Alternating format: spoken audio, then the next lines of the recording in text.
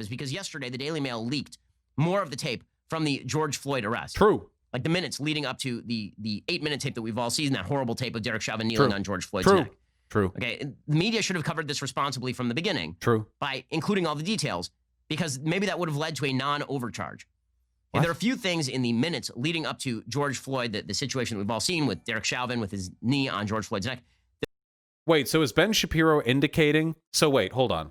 Is Ben Shapiro indicating that the media had a responsibility to leak that immediately? Like 2 months ago?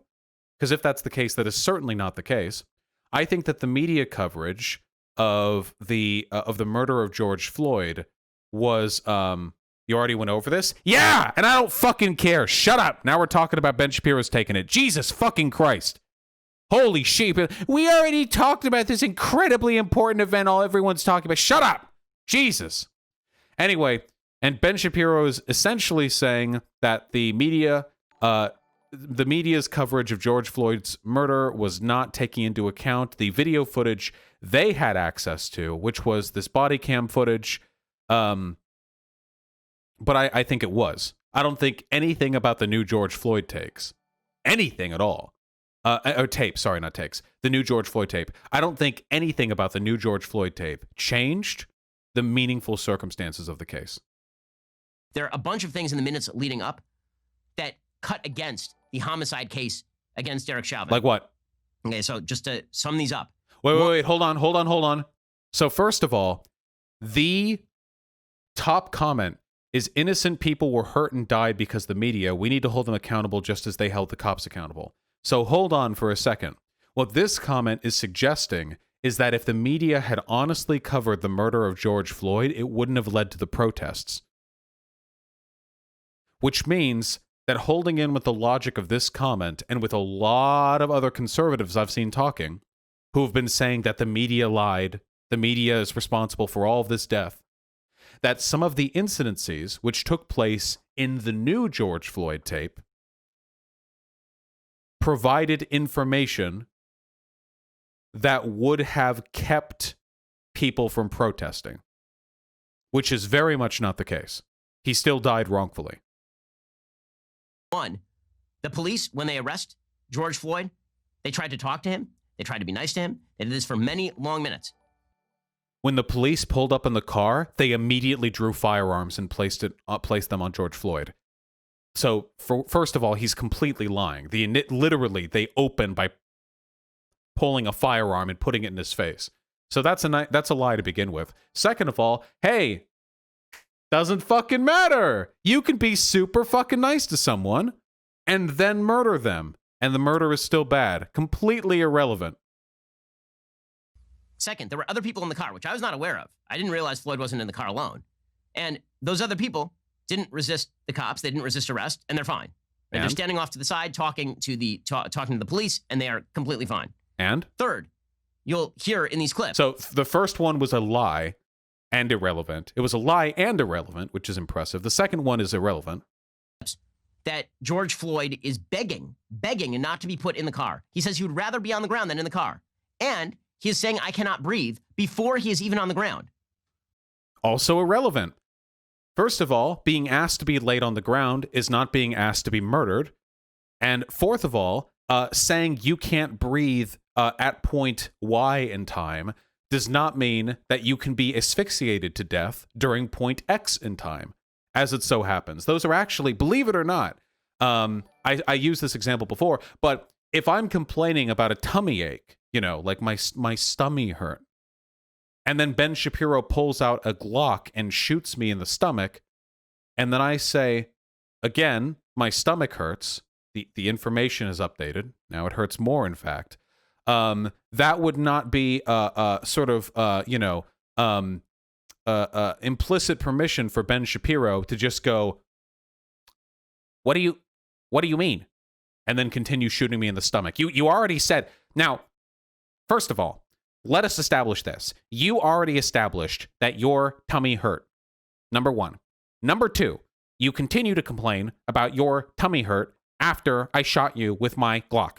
So, therefore, from both of these facts, we can conclude that there is, in fact, no causal relationship between my decision to shoot you in the stomach and your tummy hurt. And additionally, that any further shots fired into your stomach on my part were done with no wrongdoing in mind, because I, again, had no impression of that causal relationship. Now, this does mesh with the original state autopsy report, which suggested that the cause of death was not asphyxiation. The problem with a homicide case is you have to prove proximate. Yeah, that extremely suspicious state autopsy report that was then redone by another autopsy report, which very clearly confirmed it was asphyxiation. Cause. You have to prove that the cops actually caused his death. But it seems a lot more like, at best, stress exacerbated an already bad medical situation. When they arrived, he was not lucid. This is insane. These are all the Ben is such a dishonest little shit. Back when George Floyd was originally killed, he was not pushing these talking points. But now that he sees conservatives are getting riled up again, he'll jump back into it. That it wasn't actually the knee on the back of his neck for 9 minutes, that it was actually an OD, or it was actually just his health was poor. He must have just had a heart attack or died of COVID-19 there on the ground. It doesn't matter. Even if you have poor health, you're still murdered if somebody's treatment of your body kills you. When they arrived, he was already acting wild and claiming he could not breathe. And? The reason I'm bringing this up is not to say that you should be allowed to kneel on somebody's neck for 8 minutes. The reason I'm saying this is because when the media do not cover these cases and include all of the fact pattern, what you end up with is a belief that these guys will definitely end up in jail. And then it turns out that the fact pattern is a little more complicated and they may very well get off. So if Wait, hold on. I'm pretty sure when the district attorney... Okay, hold on. When the district attorney filed a charge of murder 2 on the cop, the district attorney did so with knowledge of the body cam footage, right? Like, why is Ben Shapiro acting like he got overcharged because of a lack of information on the previous cam? Ben, you do realize the district attorney knows the fucking body cam footage. Just because the media leaked it to us doesn't mean the district attorney didn't have access to it. So what he's essentially arguing here is that the district attorney was pressured into overcharging because the charge was lessened by information provided by the body cam footage, except, Ben, nothing you've described in the body cam footage affects the murder. It's irrelevant. Saying you can't breathe beforehand, it's irrelevant. Being irrational or excited or agitated, it's irrelevant. It doesn't matter. It's completely irrelevant. Yeah, you went to Harvard Law School. What are you doing, Ben? And if it does so happen that Derek was overcharged with murder 2, then it wouldn't have been because of media pressure that only existed in the absence of the public availability of the leaked body cam footage, because the leaked body cam footage doesn't change the facts of the case.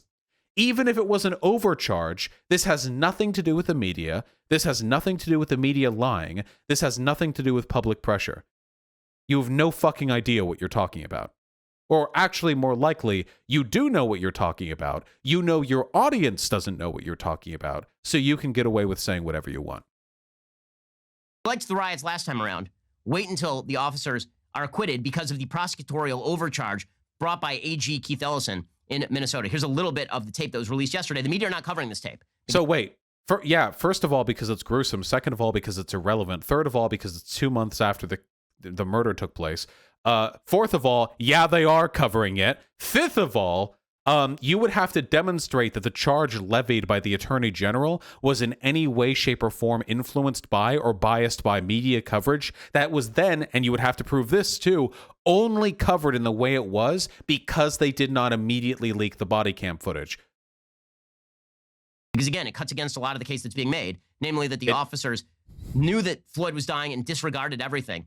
Again, he was claiming he could not breathe when he was sitting in the car. It doesn't matter. Even if George Floyd had been silent when he had his knee on Floyd's neck for 9 minutes, it wouldn't change the fact that it was a murder. Okay, which suggests that when he claimed you couldn't breathe lying on the ground, they were going to take that with exactly the same level of seriousness. Okay, here's a little bit of the tape. This is literally like boy who cried wolfing, like asphyxiation, you know? Like, just so you know, here's what Ben Shapiro is defending, you know? You could be having a panic attack. You could be freaking out when the cops pull you over, and the cops could be like pulling you out of the car, and you could be like, I can't breathe, because you're having like difficulty catching your breath. And then the cop could stare you in the eyes as they wrap your fingers around your throat and choke you to death for 9 minutes while you continue to say, I can't breathe, until the life goes out from you. And Ben Shapiro would then say that the you saying I can't breathe prior would then justify the behavior of the cops, or would at least lessen the severity of their behavior. That is literally what Ben is saying right here. That is the exact thing that he is doing presently. And we saw the footage in an earlier segment that I'll release sequentially, so I assume you all doesn't put his hands on the wheel, and he does. Once he does, the officer with his gun drawn. Here's the cop approaching Floyd with a gun drawn. This is Ben Shapiro's approached friendly and kindly. The gun back down. Floyd is basically begging the officers in this tape. I mean, it's all terrible. Floyd is begging the officers, I don't want to be hurt. And they're saying, we're not going to hurt you. Everything's fine. And everything was fine until he resisted arrest, which does not justify the actions of the officers. But I'll keep mentioning it. Also, pulling your arm away when it's been grabbed by an officer does not constitute resisting arrest. Also, keep in mind that George Floyd was pulled over for suspicion of a counterfeit $20 bill. Much more difficult to claim premeditated murder, which is what they're trying to claim, basically.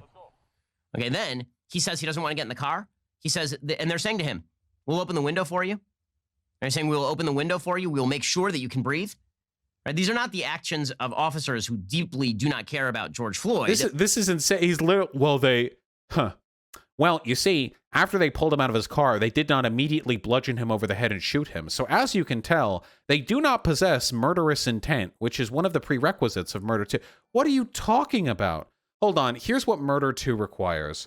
Murder, second degree.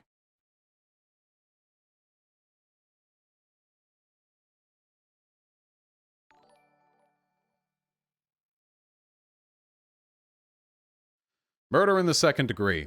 A person is guilty of murder in the second degree when, with intent to cause the death of another person, but without premeditation, he or she causes the death of such a person or of a third person. Notice how Ben earlier said premeditation was a component in murder 2? Except it's not. Premeditation is a component in murder 1. I have no idea. That's Washington? Oh, you're right. Hold on. I typed in. Wait, hold on. Minnesota murder second degree.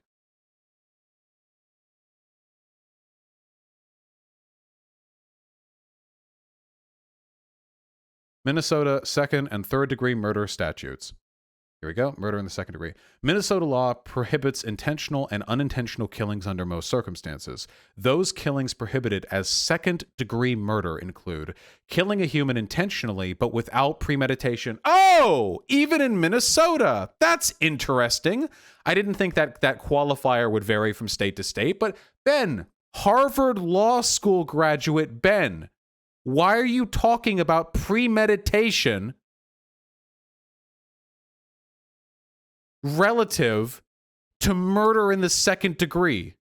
Why? Why? Oh, here we go. This is a better site. Minnesota legislator. Here we go. Subdivision 2, unintentional murders. Here, this is murder in the second degree. Unintentional murders. So, obviously without premeditation. Whoever does either of the following is guilty of unintentional murder in the second degree and may be sentenced to imprisonment for not more than 40 years. Causes the death of a human being without intent to affect the death of any person while committing or attempting to commit a felony offense other than the criminal sexual conduct in the first or second degree. So that one's not relevant. And the second subdivision.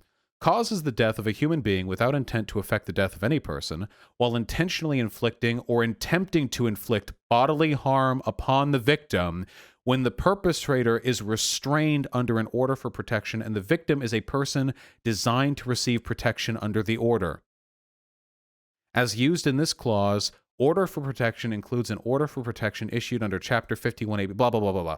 The point is, premeditation is not relevant to the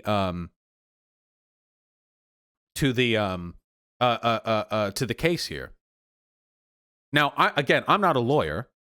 I didn't go to Harvard Law, but I am reasonably certain that Ben Shapiro's coverage of this case is more motivated by his desire to grift the popular conservative demand here, to paint this as evidence that George Floyd deserved to die, and not so much out of a serious desire to cover the legality of this incident. Federal law? Here again, federal and state law. But he wasn't tried federally, was he? Murder. This is just murder. This isn't even murder in the second degree. Why would you do this for me?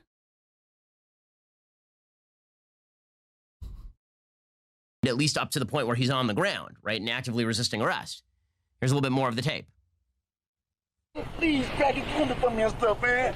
Again, this is literally just Ben Shapiro watching a video of a man having a panic attack, fearing he's going to die, and talking about how his, discombobulation and frustration makes it so that it's not murder too, when he later is killed, or something like that. That may end up with the acquittal of the officers. So you should be made aware of this before you actually get to trial. The media instead largely ignored this yesterday. Which no, they did. I know they didn't. It's been everywhere. They're going to cover this in the same way they covered the Michael Brown trial. They're going to suggest that Michael Brown was wrongly shot, even when the evidence went. Wait there, Ben. Earlier, you said that you weren't trying to justify the murder of George Floyd, but now you're saying the media is going to cover this like Michael Brown when they said he didn't deserve to be shot, even though you believe he was rightly shot. That's interesting, Ben. I thought you just said you weren't trying to justify the death of George Floyd, but now you are comparing media coverage of the death of George Floyd to media coverage of the death of another black man whose murder you did say was justified. Ben contradicting himself multiple times over the course of one 5-minute video? Over 1 million views in 1.5 days? Oh, it couldn't be. The other way, and then the officer ended up being exonerated. Now, in this case, George Floyd should not have been treated that way by the officers. An assault charge was probably more justifiable on the grounds that have been put forward. He was murdered. He wasn't assaulted. He was murdered. You know what I actually agree with Ben. If we want a guaranteed conviction, okay, they should have charged Derek with disorderly conduct, okay? There you go. You know what? There you go. That's the way the media could have been honest, okay? The media should have come out and said, actually nothing of relevance happened here, and he gets to do 20 hours of community service. There we go. Now we're doing it. There we go. Nicely done, folks. We did it. Justice served.